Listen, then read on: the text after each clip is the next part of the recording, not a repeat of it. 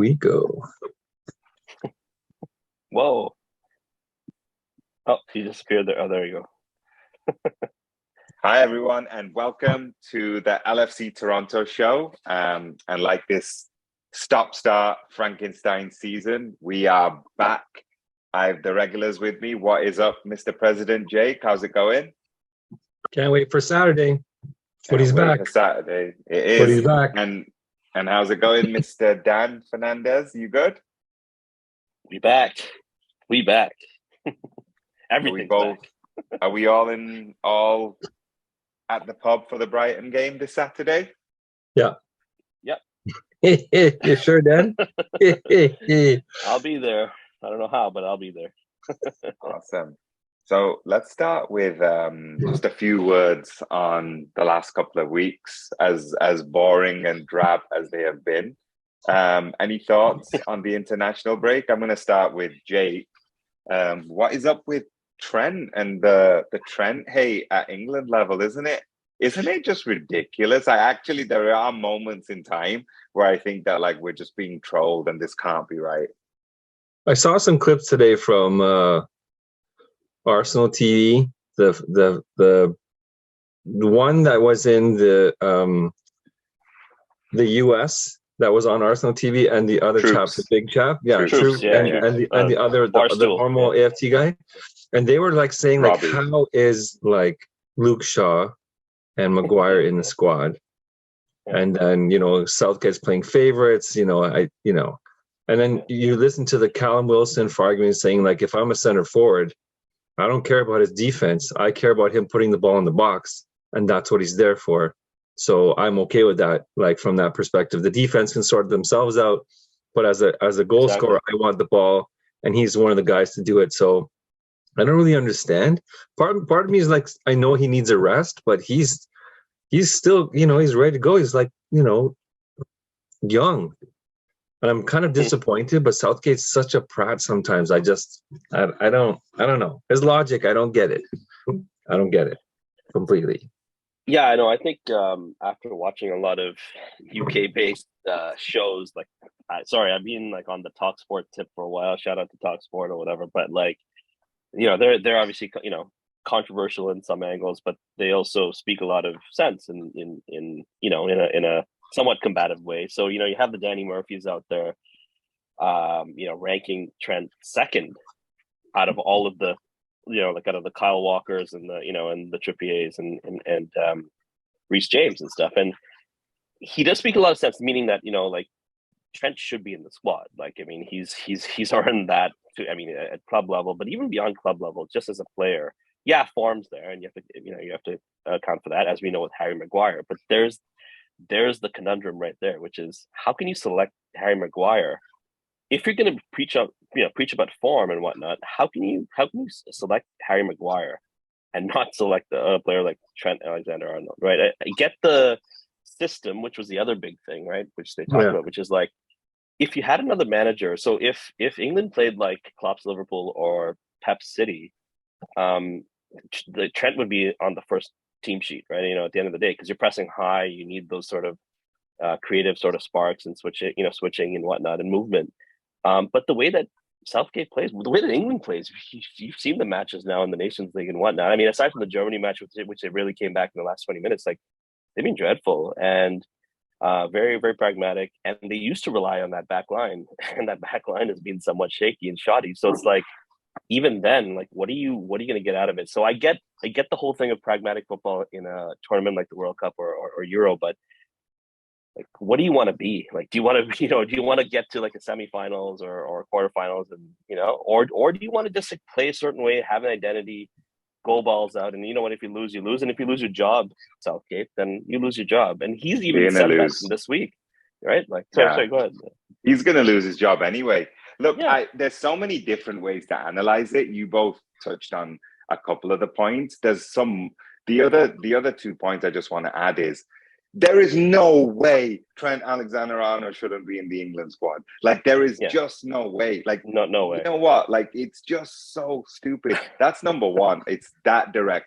The second thing is, I love how football fans love to like use they're so hypocritical. And you know what? Maybe I am too, whatever.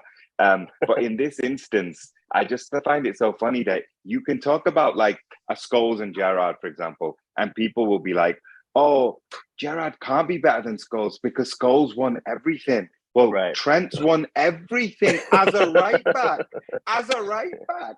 Like, he's won every single trophy as a right back. And he's been in team of the season 3 times ahead of all these guys. So I don't, do you know who is, sorry, and then I'll pass it over. No, who is this defender that Kyle Walker is? Like, who is watching Kyle Walker? I look at Kyle Walker and I'm like, go get him, Sadio. Like, go get him, Diaz. You know, like, I'm not like looking at Kyle Walker and being like, oh man, the epitome of Stuart Pearce there, right?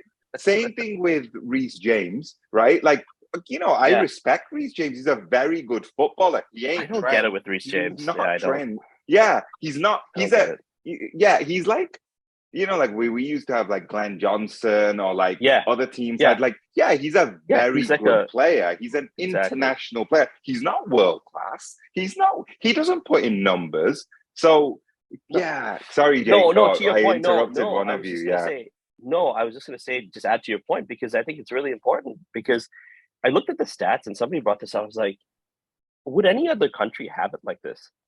Trent's been nominated in the current year's Ballon d'Or. Yes. Like he's nominated he is with Kevin De Bruyne as like up their par in the past 3, 4, or 5 seasons, whatever that is, in terms of assists and playmaking and everything, and all those sort of stats and everything else.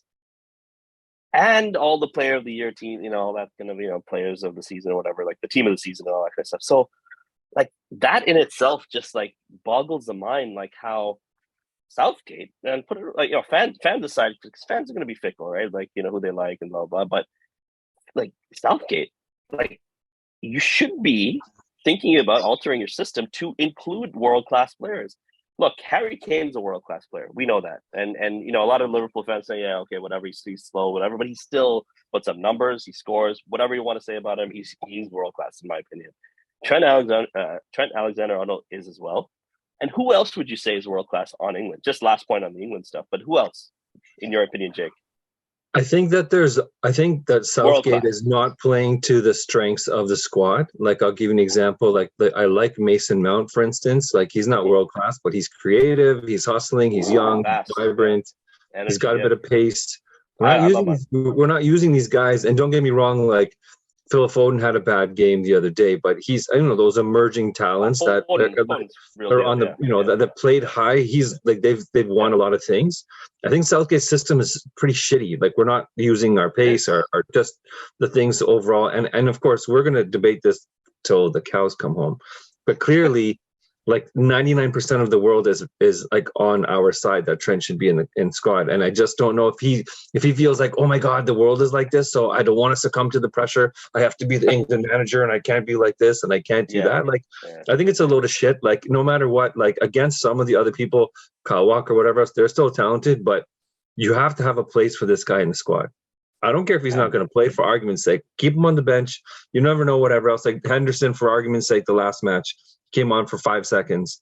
But that's just, there's like captaincy, like all that kind of stuff, being in the moment, having those kind of people in the squad to gel, to support, all that kind of stuff, right? Like, I just think Southgate has it all wrong. And of course, I want England to go far and win. But if he does not do well in this thing, he's going to get ostracized. And there's going to be a reminder of when he fucked up in the gray shitty kit, when he screwed up back then. Like, that's the reminder. It's like, oh, you screwed up there, you still screwed up here. Like, that's going to be your legacy. Like, I think that, anyways, I hope it doesn't come to that, but that's just my kind of. To touch on Dan's point, that is, in my opinion, there is only one true world-class England player, and that is who we're talking about. And Harry Kane is very close and maybe world-class. I don't know if to be world-class, you can't have won any major honor. And I understand that it's team game versus not team game. You know, people would say, well, what about Stevie? Well, he still did win the Champions League. He still did win the FA Cup. Like, he only didn't win the Premier League. So, man, it's crazy. I remember earlier this year, and we touched on it in one of our very first podcasts, where we were talking about, only Thomas Muller and Messi had got more assists since 2018-19 than Trent. You know, it's bonkers. It's and then you adjust for bonkers. the league, right? And then you adjust for the league that they're playing in, and who's on the end of some of those, right? So yeah. I mean, it's just ridiculous. So it's mental. In Brighton news, Mo, who's had a pretty dry patch this season, he scored a couple of goals for Egypt and got some rest. Darwin scored against the other us, actually, Canada. So that was very nice for me to see, even though I want nothing but the best for Canada. But clearly, something about Darwin getting up and running is something almost all of us want to see. Hot take right here, Jake. If Canada plays England in the World Cup final, who would you want winning it all? That's a tough one. It's a tough one. I mean, I know I've gone out to a side. I was born in England. I live in Canada. That's a tough dynamic. I mean, I'm not going to be like some of our fans and have a half and half, but nevertheless, I don't know. Will there be Liverpool players in the squad? Maybe that's going to be the. I don't know. Not in Canada. Although Jonathan David, honestly, the more I see of that guy, like I kind of feel we've been linked with him before.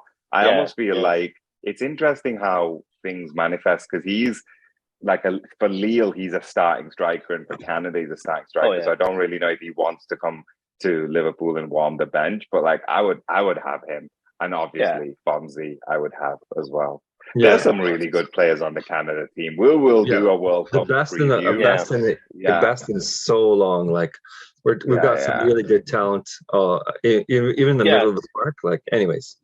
To answer your question, to address your thing about Mo and Darwin. I don't think that really matters as much. I think to Mo as to Darwin. I think giving him just something, right? I mean, since his red, anything. I think anything, and it's been so long for anything. So like, he just needs, honestly, 2 games of back-to-back goals.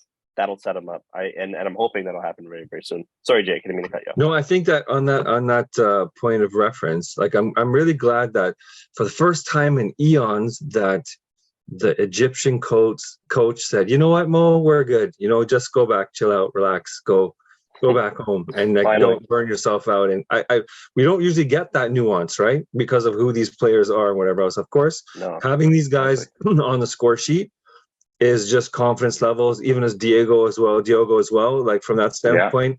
And I mean, it's an interesting perspective of saying that, like, okay, coach, I've only played a couple games. I'm tired of shit right now. Can you actually take me off? We don't really see that in the modern game where a guy's like, okay, you know what? Especially when you're playing for your country, when your heart's on the line, and you're like, I'm going to play, I'm going to find the gear, whatever else. Be like, you know what? It's the 70th minute. I'm just tired of shit. I've run my heart out, and I got to go. Right? I love that as a player, saying he knows the balance. You know who should be doing that? Mr.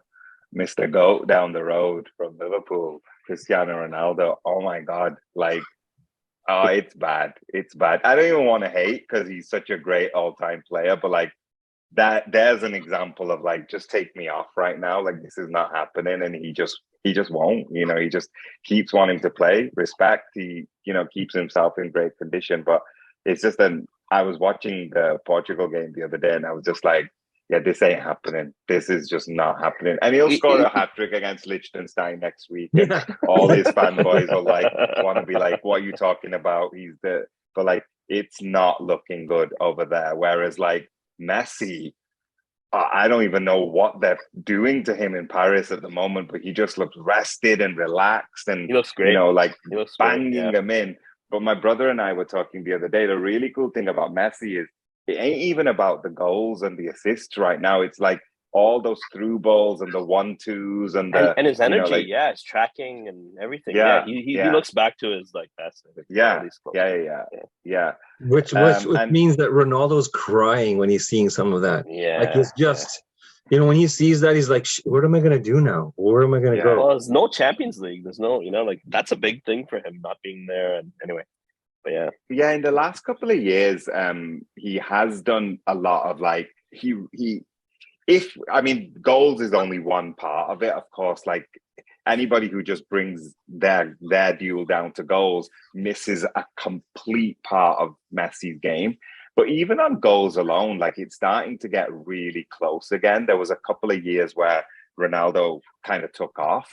And then, you know, this year there's no Champions League football for Ronaldo. And then even for the national team, I think Messi's got like 10 or 11 goals this season, and Ronaldo's got like 2. So this has been a really big year for like Messi, because they were always neck and neck. And then the last couple of years, just on goals, I'm just talking about goals, Ronaldo took off. Yeah. And now, with those aforementioned Liechtenstein and Latvia and Lithuania and San Marino hat-tricks. So yeah, it's interesting. It's interesting. But we will definitely see if we can do some cool content before the World Cup, just because you know what, the World Cup party is going to be here. We might as well jump on it, even if it starts our season. Just before we get on back to the Premier League, I just want to say it'll be so cool to see if Virgil was able to win the Nations League. Oh yeah. When's the final? Is it Saturday? No, it's Sunday? very soon. Yeah, is it this week coming? Oh, maybe the next. No, I don't know. No, I don't think it's this week coming, but it is soon. It is soon. I'll quickly see if I can Google that. Wow. I just need him to continue. I just need him to, you know, the form for the whole team has been a bit shaky, and to be a standout on his squad, to score a goal, to be the defensive presence that we need him to be. If he can continue on that on a different stage, I love that. You know, shackling down the Belgians, and like, you know, that was just beautiful. Yeah, completely. Okay, so apparently then the final isn't until next year, so there you go. Yeah, but Holland are in the semi-final already, though. Yeah. So all right, so we'll do the World Cup, and then we'll look forward to that next year. It's so random though. Like, you qualify for a tournament in September, and then the finals and stuff are in June next year. Like, you're gonna have a completely different international setup, considering the way. Yeah. Like, if Holland bomb out, you know, like clearly their coach, like Van Gaal, could be let go, and it's like a completely different setup. I was trying to make the Nations League seem important for a minute as well with Virgil. Anyway, both of you, Brighton on Saturday. I cannot wait for this game. I cannot wait. Yeah, it's gonna be a good one. Who plays? Who plays? Who starts? Strongest team. Okay, first of all, I don't even know. Got everyone back. Are we? Well, I don't know. Training, right? I mean, I didn't. I mean, they'll probably change tomorrow, like Diaz and hopefully Diogo too. But definitely Mo's going to be in there. Thiago's training, like, you know. So you got like some, you know, that sort of those stalwarts. Is our mids back then? Like our mid that we're missing is back. Just Ox and Kate aren't there. And shout out to Ox, by the way. Shout out to Ox, and prayers up to the family. You know, that there's a break-in and stuff at the hopefully he's okay. I don't know if you know, somebody breaking into your house like that. Like, that's not cool. Yeah. So shout out to Ox. You know, hopefully he can get back soon too with Naby. So, isn't Naby going to Dortmund? Isn't that what's happening right now? I digress. No need. Yeah, let's digress from that point. So, unless it's Jude coming back, hey, listen. Isn't that the move? But anyway. Yeah, we're going to get both the Bellingham brothers, aren't we? Yeah, well, let's see what happens. So who plays? That's a whole other show. Like, there's so much there. Yeah. But we've got 2 games back-to-back, both at home, Brighton and Rangers. Our last game was also at home, which was Ajax, which sent us into the international break in a much better mood than we could have been. It could have been like a pretty rough couple of weeks. I've been riding that Ajax high this whole time. So what do we do now? Because we've got Brighton and then Rangers, and then we've got like Arsenal, Rangers, City. So we've got to start to think a little bit ahead. Obviously, for the purpose of this show, we won't get too far ahead. But what are you doing on Brighton? You going full strength? Dan, Jake, what do you think? Hundo P, as the cool kids say. Absolutely. Balls out. I don't mind giving, like, because Harvey's been in lately, I don't mind giving like Fabio a change. They're almost the same player. I wouldn't mind giving him a start from that perspective. But again, is Diogo okay? Right? Because he's taking himself off. Hopefully that was preventative, right? Yeah. So, is Bobby so those are the two in the middle, I guess, from that perspective. The wings are pretty much set in terms of Mo and Diaz, I think, from that standpoint. Yeah. And as Inspector Joel is fit, right? He's good. Yeah. So our standard back, or does and I guess Calvin makes the bench, I imagine. Yeah, who knows? Ramsey's training, so I think he makes the bench, maybe. That would be cool. So the only people who definitely won't be there are Ox and Keita. We haven't had an update on Robbo. We haven't had an update on Kanate, Robbo, but they should both be back. And Curtis, we don't have a return date on him at the moment. So are we saying Ali, Trent, Simi for sure, yeah. Virgil, Fabinho, Thiago. Who are we going Harvey? It's at home, so I would think probably attack, and I would probably say Carvalho. I don't know. Okay. I'd say Carvalho. That. Why not? I like to give him a run. I like to give him a run. But just so he can see that, right? Like Hendo probably gets a shot. I mean, if he's fit, I think Hendo gets in there, right? Obviously. Yeah. And then Diaz, Salah. So who are you playing up front? Bobby. It'll be Bobby. I think it'll be Bobby. It won't be Darwin. I wouldn't mind Diogo though, but yeah, same. But I think he's gonna rest him because of whatever, some knock, small knock, whatever. Yeah. And Darwin too. Just have him as an option on the bench, because Darwin will probably start be Rangers, right? At the end of the day. Then again, Rangers is like, you're playing at home, hothead. The whole hothead theory with Liam in our WhatsApp chat, about the one time he had a red. But anyway, that's right, Liam. I'm talking to you, man. Hot take, bro. No, but I think chunking it out in terms of the attack, or maybe keep Carvalho for the front three against Rangers or something at home. They're both at home, so next two pictures. So. I think it might do. We should be winning, though, right? I think that Darwin will get some game time. I'm thinking maybe if he doesn't start, I think he'll get at least 30. Imagine, but I find it hard. Me personally, I definitely want Darwin to play. I'm not saying who Klopp will play. I want Darwin to play. I think if you I want him to play. Yeah, if you're the record transfer, you don't need to warm the bench, right? And the thing is, he's not helped himself, obviously, with that one incident. But at the same time, if we want him to start getting any, I'm not even going to use the H word from Man City, but if we want him to get any kind of numbers, then he has to get minutes. He can't keep doing this in 12 minutes. And I think I wrote it in our WhatsApp group, he's got, so far, he's got one goal in less than 2 games on 90. Yeah. I think he's played 170 something minutes, completely his fault, no sympathy, for what he did. And it just goes, I think we said a couple of weeks ago, it just kind of goes to show how much control and discipline Sadio and Mo have, because they've been getting that treatment for years and they never rise to it. So absolutely. So that's that. But at the same time, I think I want that run now. If and Brighton, new coach, man's coming in from Shakhtar Donetsk, he's not really he's not like a Premier League manager. It's his very first Premier League game, and they can give him all the scouting reports they want, but we really should be going all in. Because often what I've noticed is, and I'm sure you two have as well, we'll always catch someone as they hire Sam Allardyce, or as they hire Roy Hodgson. Yes. Do you know what I mean? And here's an example of where they've lost Potter.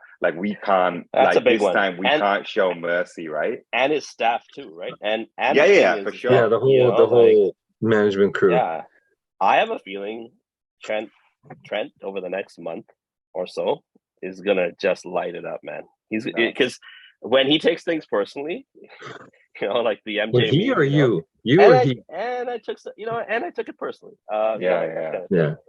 That's Trent right now. You see on Instagram, you see on people are chatting shit everywhere about him right now, especially with the England squad. So chip on the shoulder. That's what you kind of want as a Liverpool fan in a real crappy way for Trent. But you kind of wanted to take that little chip on the block and like literally unleash it, right? So. Yeah. I'm trying to look at the lineup, like who they have. I know they have that Caicedo or the midfielder. That's their guy, Pascal Gross. And he'll put in the shift. Welbeck, and then for Trossard too. Trossard, really. Trossard's the guy for them. Yeah. Then I mean, I do like one player I do like on their team is Lamptey, that little bugger on the wing. He's a very talented boy, that one. Yeah. And then they have Veltman and who's their other. I guess Veltman and Lewis Dunk, I guess, are the defenders. I guess. Yeah.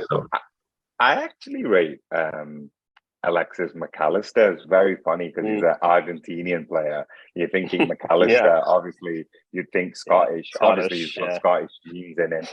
But I think he's a tidy player as well. I actually really like him.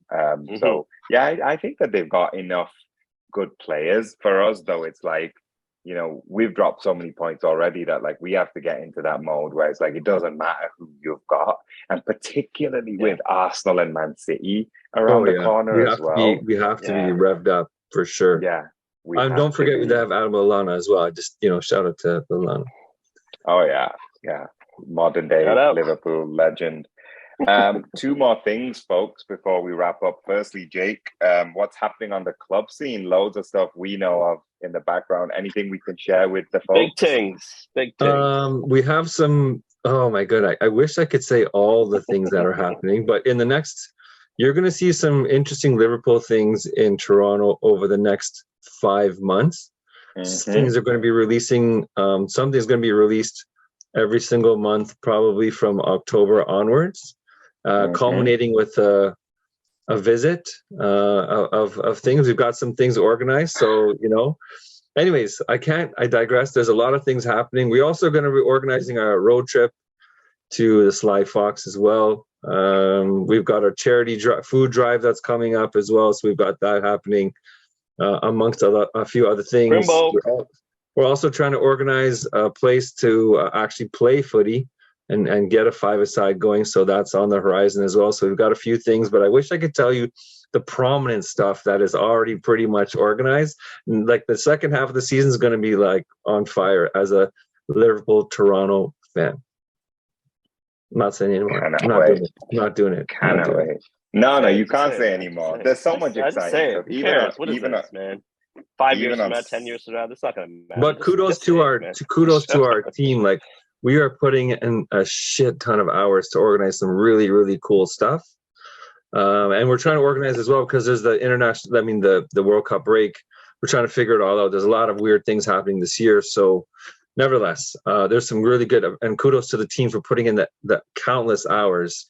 And they're putting in some hours from social folks. You both are amazing, and the rest of our team, Samucci, Reagan, and Evie. One love. Okay, and last thing, we don't normally do this, but there's such a big couple of other games happening. So we've got the North London derby, and then we've got the Manchester derby. Take one each. Who wants to go with the first one? North London derby. What's going to happen? So it's played at the Emirates, right? And I have a few Arsenal chaps who are pals of mine. So they're just being somewhat apprehensive about the fixture because again, I think Conte scares them. That's the only person who scares them is really Conte when it's actually like the players that they have and the system that they have. But I have a feeling Arsenal's going to come out correct and win. But you never know. Spurs could, pull up the upset. But the thing is, it's Conte. At the end of the day, he's a winner, right? Like, so you can always like shock it, change the system, and the thing is too. A lot of the Spurs players have been on international break, Kane, Son, all these guys, and so like you never know. But they have enough quality to light it up, and it'll be a good game. But I feel Arsenal have it in them to win. They're like the surprising outfit of the season. A colleague of mine in my school program I'm doing right now went as far as to say Arsenal could win the league. And I said to him, I said, first of all, he's a Chelsea fan. So I'm like, okay. I mean, but he's down in the dumps about Chelsea. So but he said potentially. I'm like, what? You think that they're going to beef up and bring in like a world-class midfielder, let's say, or attacker in January or something like that? But he just has one of those feelings similar to what I had when we were on the quadruple tip kind of thing. So I don't know. You never know. Stranger things can happen, but this is City's and maybe us league to lose this season. So Arsenal though looking good, and I think I kind of favor them this season in terms of, or sorry, not this season, but in terms of that fixture. And Jake, Sunday morning there's the Manchester derby. Who's winning that one? I hate them both. I just want to say. I'm just saying right off the bat, I hate them both. I do like, of course, I like some of the players on City better than any of the Manx. I do like KDB if he's on, he's world class. He's a baller. I think they're going to. Where is it? Is it in state? Where is it? Theater it's at Etihad, I believe. It's Etihad. Yeah. I mean, Etihad is, it's a tough place to play, but I think that City will win 2-1. But I think there's going to be some injuries and a few other things that are going to happen there. I think that, I read something that the Manx are looking to play hard against every other rival. They got lucky against us, I think, because we didn't show up, but nevertheless, I digress from that. But I think that it's going to be a spirited game as it should be from a derby perspective. But I think that the Blues will win. I think 2 or 3-1, something like that. I would think. Here's an interesting thing though with the line right now. Just looking at the betting line, I know we don't really talk about betting on this show, but it's United +7. So if City win, you win basically 1.36 times whatever you bet. If United win, it's 7 times whatever you bet, which is like a really huge spread. And you're thinking as much as they're favorite, they haven't looked that great at the Etihad, but you never know. So for those betting folks.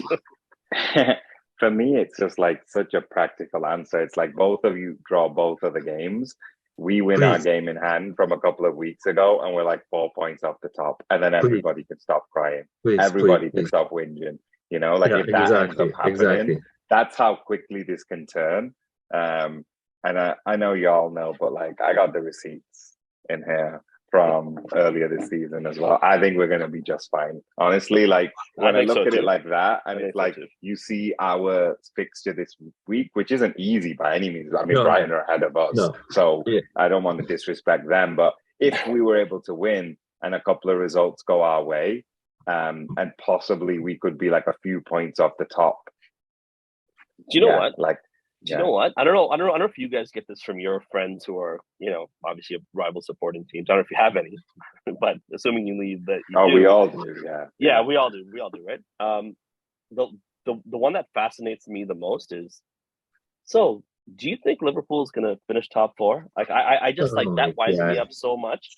That just winds me up so much because I'm just like, and I don't respond in a very derogatory way or very like emotional way. I was like, no, I think so. But deep down inside, it's like burning me because I'm like, there's absolutely no way in hell this team as currently constructed, even with all the form and all the stuff that's gone on this season, if we play anywhere close to our ability, like it's not even a question. And so like that bothers me a lot. And it bothers me because not the rival fans saying it or like my buddy saying it. It's almost like I'm kind of mad at our players a little bit. In some way, and there's a lot of factors there, but it's almost like I'm not mad at them because I know that what they've given us the past 5 seasons, but it's also like a bit like, guys, if you just kind of thing. And so anyway, hopefully we pull through and get it going now before the World Cup. Anyway, Zazu, wrap it up, buddy. I'm gonna wrap it up. Thank God, Dan. We cut Dan short. Players do better. Shut up, man. That's the message. See you folks wherever. See everyone at the pub on Saturday. Saturday. What time are you guys going? You're going early. We got some filming to shoot. We have some things to do. Oh yeah. To do. What time is that? What time? Early. 8. Check your emails. Yeah. It's gonna cut off. It's gonna cut off right here. Bye. Shut up.